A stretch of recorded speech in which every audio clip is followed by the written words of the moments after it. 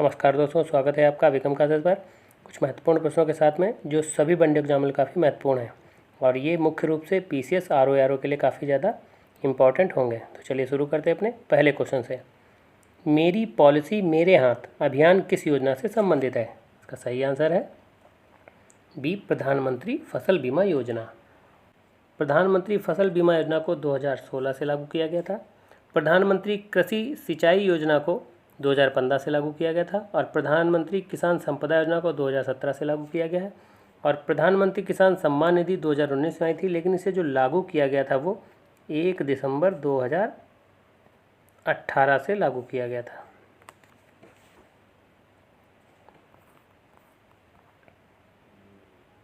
Question number 2, गेल ने कहां पर प्राकृतिक गैस प्रणाली में हाइड्रोजन के मिश्रण की भारत की अपनी तरह की पहली परियोजना शुरू की?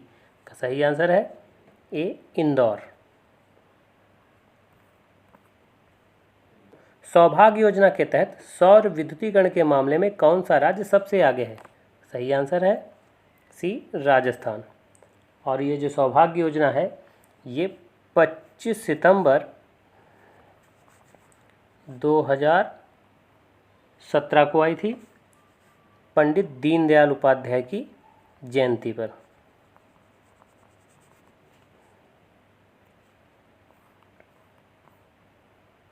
Question number 4, mobile aided note identifier man को किस हेतु प्रयुक्त किया जाता है? सही आंसर है ए, दृष्टिबाधित लोगों द्वारा करेंसी नोटों की पहचान के लिए। ये भी प्रश्न काफ़ी ज़्यादा महत्वपूर्ण है। क्वेश्चन नंबर 5, उत्तर प्रदेश की औसत जीवन प्रत्याशा को वर्ष 2026 तक और 2030 तक क्रमशः कितना करना है? सही आंसर है ए, 66 और 69। वर्तमान में जो इसकी जीवन प्रत्याशा है वो है 64.3 और इसे बढ़ा करके 2026 में 66 करना है और 2030 तक इसे 69 तक ले जाना है। क्वेश्चन नंबर 6, भारत से मसालों का सर्वाधिक निर्यात किस देश को किया जाता है? सही आंसर है सी, अमेरिका। क्वेश्चन नंबर 7, भारत में सर्वाधिक घने वन किस राज्य में है? सही आंसर है बी, अरुणाचल प्रदेश में। जबकि सबसे ज़्यादा जो खुले वन हैं वो मध्य प्रदेश में है और क्षेत्रफल के आधार पर सबसे ज़्यादा मध्य प्रदेश में है, जबकि प्रतिशत के आधार पर सबसे ज़्यादा जो वन है वो मिजोरम में है। क्वेश्चन नंबर 8, सर्वाधिक मैंग्रोव वृद्धि वाला राज्य या केंद्र शासित प्रदेश कौन सा है? सही आंसर है ए, ओडिशा और दूसरे नंबर पर महाराष्ट्र। जबकि क्षेत्रफल के आधार पर सबसे ज़्यादा जो मैंग्रोव वन है वो बंगाल में है और दूसरे नंबर पर गुजरात में है और वर्तमान में कुल 4,992 जो वर्ग किलोमीटर है टोटल जो वन एरिया है वो मैंग्रोव का है भारत में, और जो कुल भौगोलिक क्षेत्र का है वो 0.15% है। और 2019 की तुलना में जो वृद्धि हुई है वो 17 वर्ग किलोमीटर के आधार पर हुई है। क्वेश्चन नंबर 9, भारत के पहले रामसर स्थल के रूप में शामिल आर्द्रभूमि निम्नलिखित में कौन है? सही आंसर है बी, चिल्का झील जो उड़ीसा में है। जबकि भारत का जो सबसे बड़ा क्षेत्रफल में जो आर्द्रभूमि है वो सुंदरवन वेटलैंड है, ये भी पश्चिम बंगाल में है। और जब सबसे छोटा है वो रेणुका वेटलैंड है, ये हिमाचल प्रदेश में है। जबकि हरिके बैराज ये भारत की पहली कृत्रिम जो झील थी जो रामसर स्थल में शामिल हुई थी।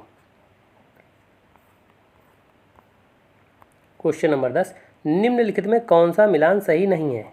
एक तरफ पंचवर्षीय योजना है, दूसरी तरफ उनसे संबंधित बिंदु। तो इसका सही आंसर है बी, 5वीं पंचवर्षीय योजना जो 1974 से 79 तक रही।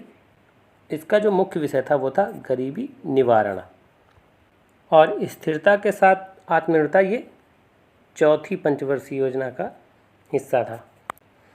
5वीं पंचवर्षीय योजना जो 1974 से 79 तक रही, ये एकमात्र ऐसी पंचवर्षीय योजना थी जो एक वर्ष पहले ही समाप्त हो गई थी, क्योंकि जनता सरकार उसमें बनी थी और जनता सरकार ने पंचवर्षीय योजनाओं की जगह पर अनवरत योजना शुरू की थी जिसको रोलिंग प्लान कहते हैं। और भारत में रोलिंग प्लान लागू करने की जो योजना थी वो डीटी लकड़वाला की थी। तीसरी पंचवर्षीय योजना जो 1961 से 66 तक रही, इसका केंद्र बिंदु था आत्मनिर्भर व स्वतः स्फूर्ति।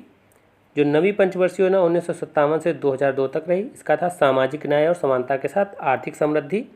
और 11वीं पंचवर्षीय योजना जो थी, इसका था तीव्रतर और अधिक समावेशी विकास, जो 2007 से 12 तक रही। तो इस तरीके से भी काफ़ी ज़्यादा प्रश्न पूछे जाते हैं, उनसे संबंधित उनके बिंदु।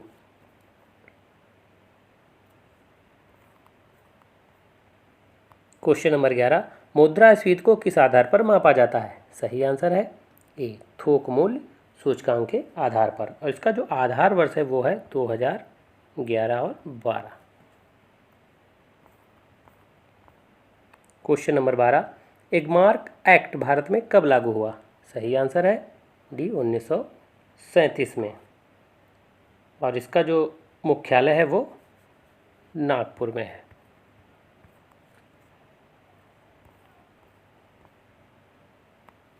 क्वेश्चन नंबर 13, रानी मक्खी के शरीर से स्रावित किस अम्ल के प्रभाव से श्रमिक मक्खियां नपुंसक हो जाती हैं? सही आंसर है ए, अल्फा कीटोग्लूटेरिक अम्ल। जो फार्मिक अम्ल होता है वो चींटियों में पाया जाता है, एसिटिक अम्ल सिरके में, और टार्ट्रिक अम्ल इमली और अंगूर में। क्वेश्चन नंबर 14, विश्व में दूध की रानी उपमा किस बकरी नस्ल को प्रदान की गई है? सही आंसर है बी, सानेन। जबकि पश्मीना बकरी जो ऊन के लिए काफ़ी ज़्यादा प्रसिद्ध है और ये कश्मीर में पाई जाती है। और एंग्लो नूबियन जो बकरी की नस्ल है ये जर्सी बकरी है।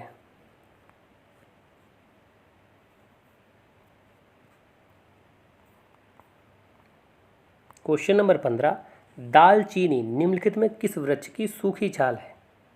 सही आंसर है सिनोमोमम जेलेनिकम। क्वेश्चन नंबर 16, निम्नलिखित में कौन खरीफ की फसल नहीं है? सही आंसर है डी, तंबाकू और मटर। ये रबी की फसल है और ये लॉन्ग डे की फसल होती हैं। जबकि जूट, मूंगफली, सोयाबीन, सूरजमुखी, कपास और सनई ये सब खरीफ की फसल हैं, ये शॉर्ट डे की फसल होती हैं।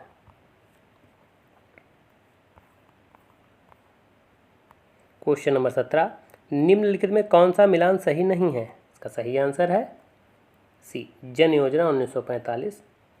जन योजना जो 1945 में आई थी ये M.N. रॉय लेकर के आए थे। और 1938 में कांग्रेस का जो हरिपुरा गुजरात में अधिवेशन हुआ था, वहीं पर राष्ट्रीय नियोजन समिति का गठन किया गया था और उसके अध्यक्ष जवाहरलाल नेहरू बनाए गए थे। जबकि बॉम्बे प्लान 1944 में जो 8 उद्योगपति लेकर के आए थे वो आर.देसाई दलाल उसके मुख्य रूप से थे। और गांधीवादी योजना जो 1944 में लाई गई थी वो श्रीमन नारायण द्वारा लाई गई थी। और सर्वोदय योजना जो 1950 में आई थी वो जयप्रकाश नारायण द्वारा लाई गई थी।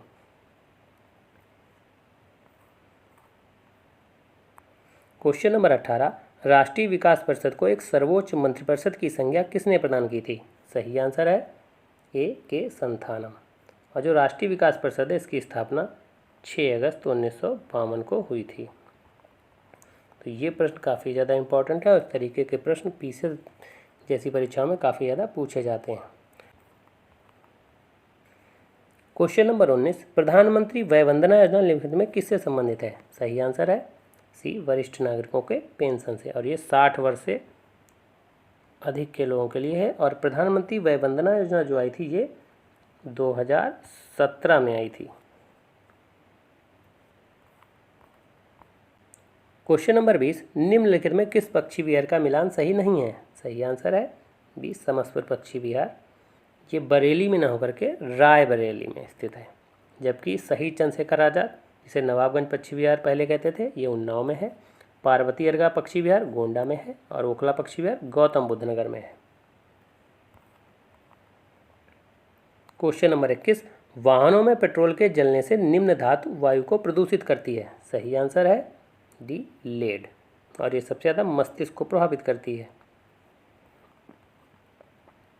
क्वेश्चन नंबर 22, जैव विविधता या बायोडायवर्सिटी शब्द का प्रयोग सर्वप्रथम किसने किया था? सही आंसर है ए, वाल्टर जी रोसेन ने। क्वेश्चन नंबर 23, गरीबी मापन है तो निम्नलिखित में कौन समिति का मिलान सही नहीं है? सही आंसर है सी, सुरेश तेंदुलकर समिति, जो 2005 में आई थी। और ये जो आई थी ये प्रति व्यक्ति मासिक उपभोग व्यय के आधार पर बनाई गई थी, जबकि वाई के अलग समिति जो 1977 में आई थी ये जो थी कैलोरी मापन पर, 2400 और 2100। पहले प्रश्न काफ़ी ज़्यादा इससे पूछे जा चुके हैं। जबकि लकड़वाला समिति जो 1989 में आई थी ये श्रमिक उपभोक्ता मूल्य सूचकांक के आधार पर आई थी। और जो रंगराजन समिति 2012 में आई है ये भी प्रति व्यक्ति मासिक उपभोग व्यय के आधार पर आई थी। तो इस तरीके के जो प्रश्न हैं काफ़ी ज़्यादा इम्पॉर्टेंट हैं। क्वेश्चन नंबर 24, राष्ट्रीय बहुआयामी गरीबी सूचकांक किसके द्वारा जारी किया जाता है? सही आंसर है बी, नीति आयोग द्वारा। और सूचकांक पर भी काफ़ी ज़्यादा ध्यान दें क्योंकि सूचकांकों से भी ज़्यादातर क्वेश्चन पूछे जाते हैं।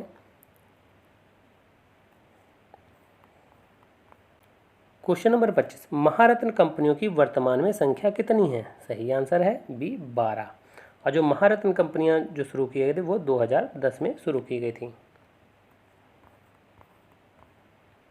क्वेश्चन नंबर 26, सूक्ष्म लघु और मध्यम उद्यम विकास अधिनियम कब आया? सही आंसर है सी, 2006 में। ये भी प्रश्न काफ़ी ज़्यादा महत्वपूर्ण है। क्वेश्चन नंबर 27, फेरा के स्थान पर फेमा अधिनियम कब लागू हुआ? सही आंसर है सी, 2000 में। और ये आया था फेरा के तहत। फेरा का मतलब फॉरेन एक्सचेंज रेगुलेशन एक्ट और फेमा का मतलब होता है फॉरेन एक्सचेंज मैनेजमेंट एक्ट। और जो फेरा आया था ये 1974 में आया था।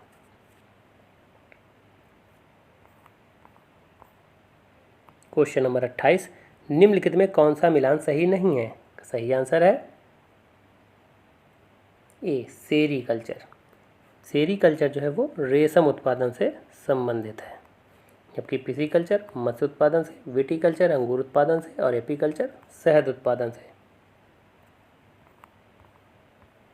क्वेश्चन नंबर 29, क्यूरिंग की क्रिया किस फसल में संपन्न की जाती है? सही आंसर है बी, तंबाकू में। क्वेश्चन नंबर 30, निम्नलिखित में कौन सा मिलान सही नहीं है? सही आंसर है सी, खीरे में कड़वाहट। जो खीरे में कड़वाहट होती है वो कुकरबिटेशन की वजह से होती है, जबकि आलू का जो हरा रंग होता है वो सोलेनिन की वजह से होता है, आलू का हरा रंग। और टमाटर का लाल रंग लाइकोपीन और हल्दी में पीला रंग करक्यूमिन। क्वेश्चन नंबर 31, निम्नलिखित में आईएमएफ द्वारा कौन सी रिपोर्ट जारी नहीं की जाती है? सही आंसर है ए, ग्लोबल इकोनॉमिक प्रॉस्पेक्टस। ये जो है विश्व बैंक द्वारा जारी की जाती है। जबकि world economic outlook report IMF द्वारा, ग्लोबल फाइनेंशियल स्टेबिलिटी रिपोर्ट ये भी आईएमएफ द्वारा, और राजकोषीय निगरानी रिपोर्ट ये भी आईएमएफ द्वारा। और विश्व बैंक और आईएमएफ दोनों की स्थापना 1944 में हुई थी और इसका जो मुख्यालय है वो वाशिंगटन डीसी में है।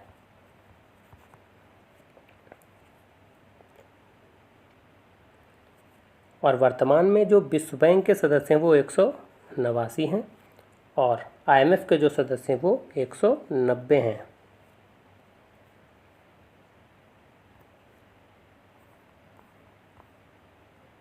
Question number 32, green box, blue box और एम्बर बॉक्स सब्सिडी किससे संबंधित है? सही आंसर है बी, डब्ल्यूटीओ से।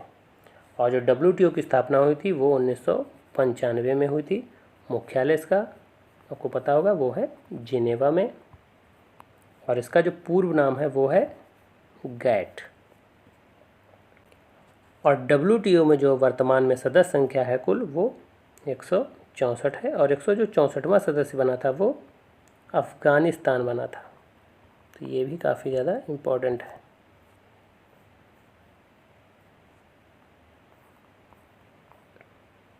क्वेश्चन नंबर 33, धान के खेत में जैव उर्वरक के तौर पर सर्वाधिक उपयुक्त जैव उर्वरक कौन सा है? सही आंसर है ए, एजोला। राइजोबियम ये दलहनी फसलों से संबंधित है और एजोटोबैक्टर नकदी फसलों से, मुख्य रूप से गन्ना से। क्वेश्चन नंबर 34, उत्तर प्रदेश में रानी लक्ष्मीबाई बांध परियोजना निम्नलिखित में किस नदी पर स्थित है? सही आंसर है बी, बेतवा नदी पर। क्वेश्चन नंबर 35, उत्तर प्रदेश में सस्य जलवायु क्षेत्रों की संख्या कितनी है? सही आंसर है सी, 9। तो ये वीडियो कैसा लगा? अगर अच्छा लगा हो तो लाइक करें, शेयर करें, सब्सक्राइब करें। धन्यवाद दोस्तों।